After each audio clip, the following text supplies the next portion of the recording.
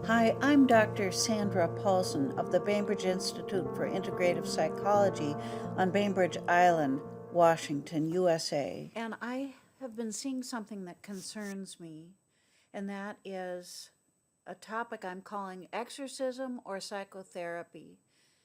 I think we need to talk about whether it's demons or alter personalities. So I have a few things to say about that subject.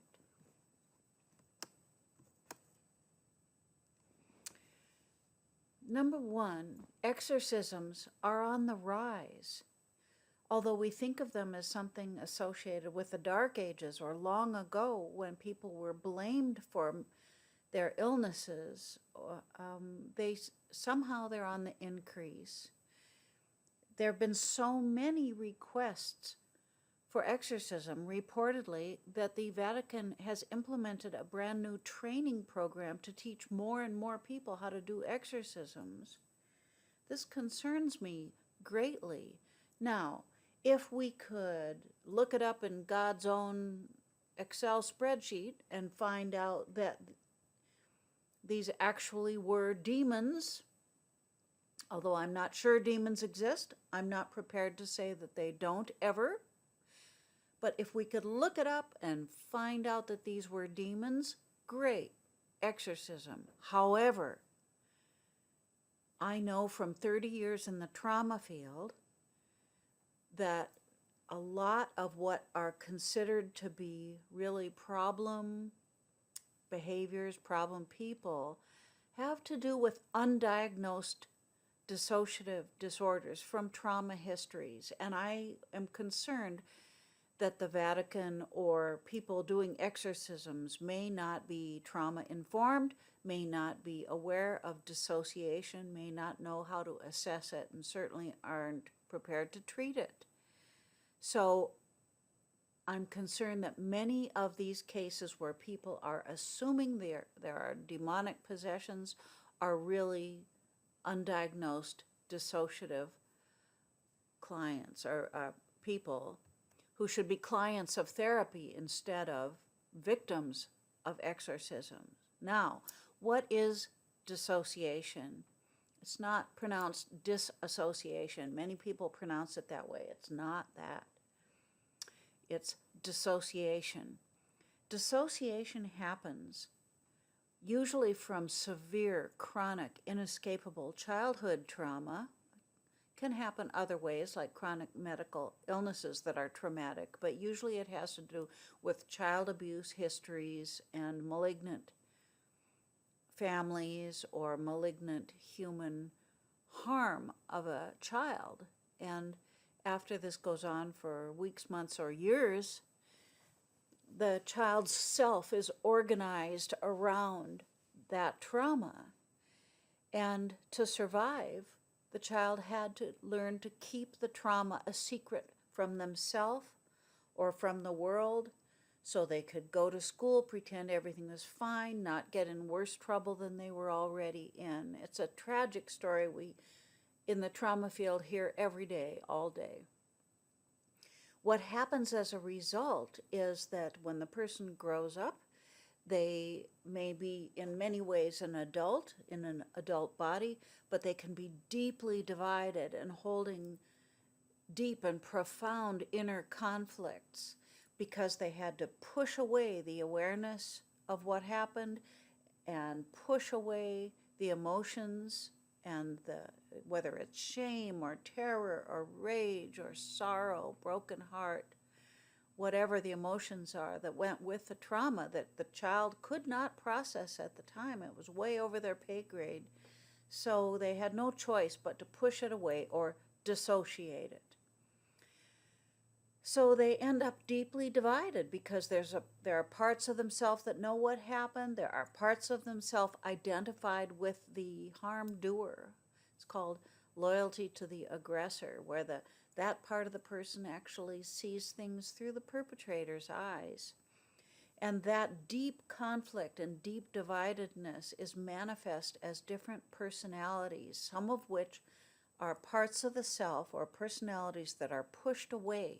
And the more pushed away they are from the front part of the self that does life and there might be more than one front part of the self, but the angrier those pushed away parts get, and they may have even started out as being there for protection, the way anger is always there for protection. But when it's pushed away for a lifetime, it can become really disoriented, really troubled, angrier and angrier the more pushed away it gets, and it may appear to be demonic. So this is how protective parts of the self go wrong. And the front part of the person might say that they can't control the problem behavior, they don't remember doing it, and they feel possessed. So in the trauma field, we refer to something called made feelings or made actions or even made thoughts. And what it means is one part of the person, say the front part that may be talking to a priest or a family member, says, I didn't mean to say that or do that. Something made me do it. Something made me feel it. It's not my feelings. I don't know why it's happening. And it sounds like demonic possession. But what it really is that another part of the self that's out of the awareness of that front part or certain other parts is engaging in the problem behavior. And they're pushed away and disowned by some parts of the self. There can be great confusion in the self system about whether those pushed away parts are inside parts or outside parts. Sometimes they may even identify with the aggressor, that is, the perpetrator that hurt them. There can be parts of self that protect by keeping the perpetrator's point of view paramount in mind. So, for example, if a perpetrator at the time they were hurting a child said, if you tell anyone, I'll kill you and your little puppy too, then the way the child stays as safe as they can is by remembering that. And there can even be a part of the self that believes itself to be that perpetrator. It's not, it's part of the self, but it believes itself to be that external person that hurt the child. So that part will say, I'm going to kill you if you tell. I'm going to kill your puppy if you tell. Just like the outside perpetrator said that, now it's an inside part of the self that believes itself to be the perpetrator, saying the same thing, maybe looking like the same thing. And those parts can be quite aggressive and even dangerous at times. And other parts of the person may also believe that that's actually the perpetrator. The perpetrator may be dead, but in a way they live on in the person's head, sort of fire-breathing and threatening, and they can look like a monster, they can look like a perpetrator, they could look like a demon. So these pushed away parts take on a life of their own, and the more pushed away they are, the angrier they are, and the more powerful they become. So that's why exorcism is the wrong solution if the problem is dissociation, because it just pushes that part further away, drives the problem even more underground, makes that inner conflict even more profound and therefore dangerous. It can even precipitate a suicidal or homicidal crisis. And you can imagine that if a person is told that they're possessed by demons, that's going to be very shame-inducing to many parts of the self. So, and shame generally makes things worse. So, in contrast to exorcism, let me say a little bit about psychotherapy as a remedy. Now, I wouldn't recommend psychotherapy if the problem actually has to do with demons. Like I said, I'm not sure demons actually exist, but I'm not prepared to say they don't. What I'm talking about is those individuals who are misperceived and they're called demonically possessed when they're actually dissociative. That's my area, my turf, and I'm sticking to it. The psychotherapeutic remedy is to speak directly to the parts of the self that are troubled in order to give them a voice and hear them out and decompress that terrible pressure and resolve that terrible internal conflict. We do several things. We orient parts to present circumstances. That is, we help them understand that they're not the outside perpetrator, or that they're in a grown-up body, that the bad stuff isn't happening anymore, and what the present year it actually is, and what town they're actually living in, because they may think they're in the town where the bad stuff happened, even if they've moved across the continent. We appreciate all parts of the self, even if they look like demon spawn. We start from the assumption that it always began in a survival function, a protective function, and that it somehow became misguided, usually by being pushed away. So we appreciate their function. We're curious about it. We listen to how it serves from their points of view, which is often a child's point of view, preserved like a mosquito in amber, preserved developmentally arrested at the time of the trauma. We express compassion for the terrible burden this part had to bear, because if the part that resembles a demon came into existence when the person was, say, 5 years old, then guess what? The demon part came into existence when the child was 5 years old.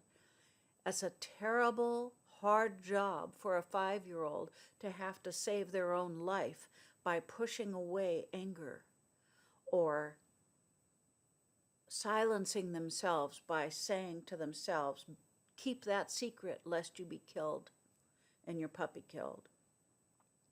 So we listen with compassion. We appreciate their survival function. We offer to hear whatever needs to be heard and to help in whatever way we can. The way that I work, I speak directly to parts. And then when the time is right, and that's saying a lot that I don't have time to go into here, but I've talked about and written about elsewhere, when the time is right, we process the traumatic memories to adaptive resolution. So decompressing the system by listening to parts first, orienting and appreciating, and then processing trauma to an adaptive resolution. And the way that I process trauma, and the best way I know, is with something called EMDR, which stands for eye movement desensitization and reprocessing. It's been around for a number of decades now. It was originated by Dr. Francine Shapiro during her famous walk in the park, when she realized that eye movements in herself were resolving disturbing emotions and thoughts. There are more controlled studies about EMDR than any other treatment for PTSD. It's efficacious in the hands of a highly trained practitioner.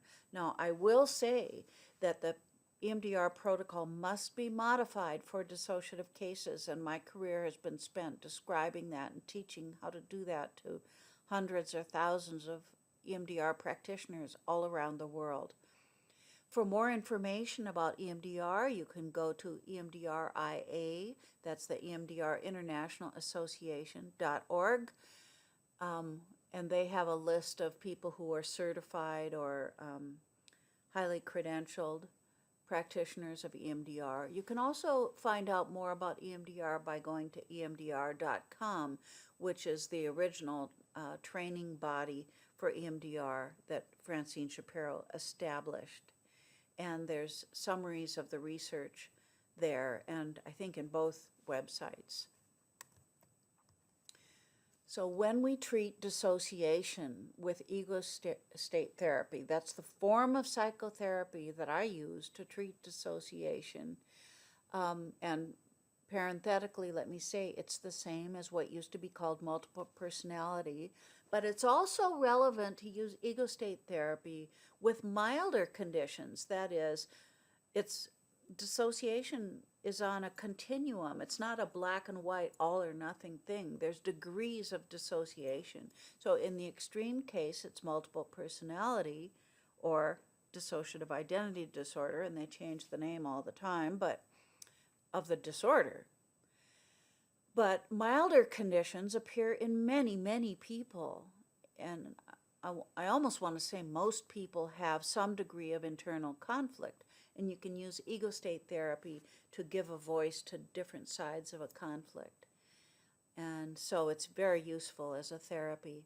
You can learn more about dissociation by going to the International Society for the Study of Trauma and Dissociation, which is a society for professionals, but it also has a sister organization called the Sidran Foundation, that's SIDRAN, which is run for and by dissociative individuals. And also, I have a number of books, and I have YouTube videos on the subject of dissociation and early trauma and other psychological subjects. And I'm going to launch a broader YouTube channel that I'm going to call Human You, as in Human University, how to be a human being. And that's coming soon.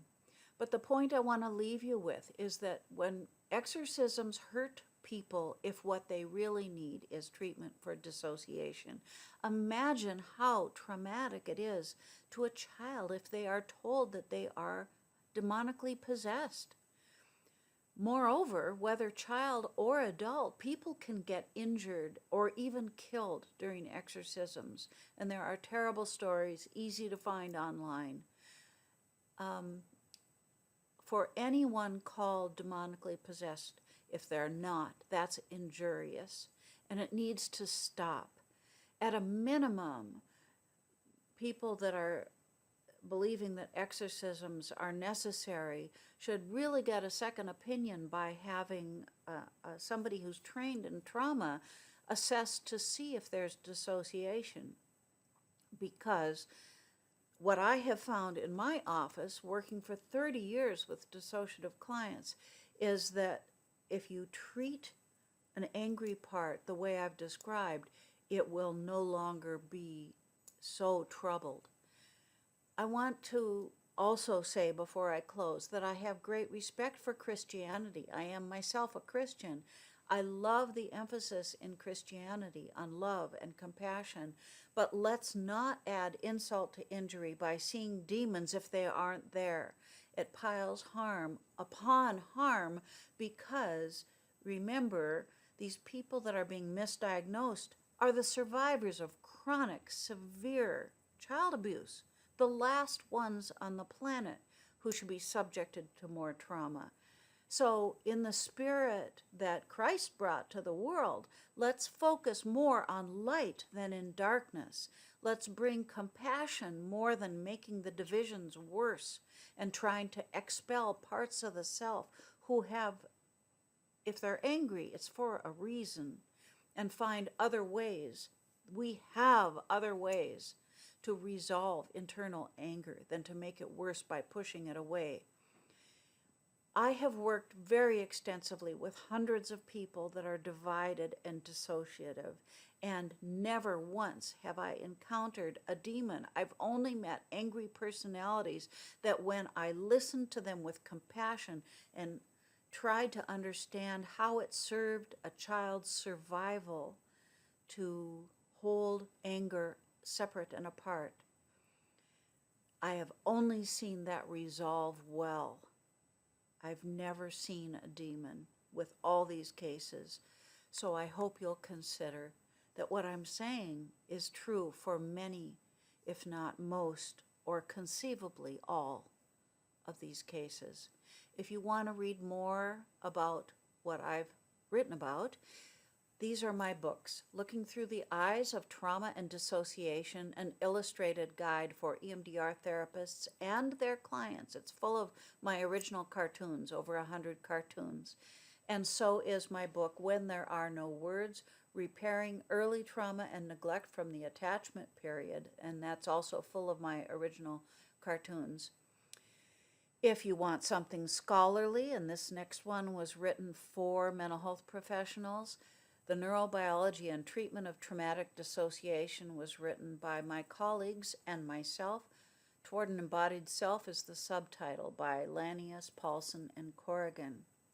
And finally, All the Colors of Me, my first book on dissociation by Gomez and Paulsen, also full of my cartoons and colorized. That one, Ana Gomez and I wrote as a children's book originally, but who knew it ends up being very useful for dissociative adults as well.